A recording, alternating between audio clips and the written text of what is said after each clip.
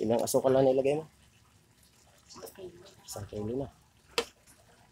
Ayan po mga guys. Yan po yung kaninang aking ginagawa. Yung kinakahid ko po dun sa aking live. Yan na po siya pag niluto mga guys. Ayan po. Ayan. Dalahan po siya. Pwedeng bukayo. Pwede ho yung pakumbo. Ayan.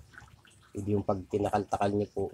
Piliin nyo yung maliliit. Yun po ang ginagawa ko.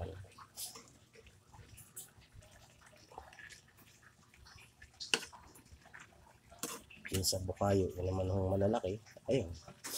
Hindi po siyang matamisin sa pakumbo pag pinatigas niyo po ang luto. Ayan, mga guys po. Ayan. Ayan niyo po. Bali isang kwan po siya mga guys. Mga isang kawali po. Ayan niyo po. Ganyan lang po siya lutuin. Napaka simpleng lutuin mga guys. Kita niyo po. Mamaya po makikita nyo yan. Tayo-tayo na po yan. Babagkat. Tayo-tayo. Pupula na po yan. Pag po siya'y pumula na, nasa sa inyo po kung anong gusto nyong luto. Kung gusto nyo hong papulahin, ayan, papulahin nyo pa po. Yan may parot na migas po. Ito naman kung gusto nyo maigdang, sinian luto, yan, huwag nyo papulahin maigi. Yan, katulad po niyan.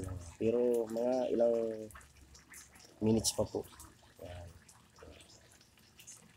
Ito mga guys. Yan. Hanggang sa muli po mga guys. Salamat po sa panonood ng video. See you watching po.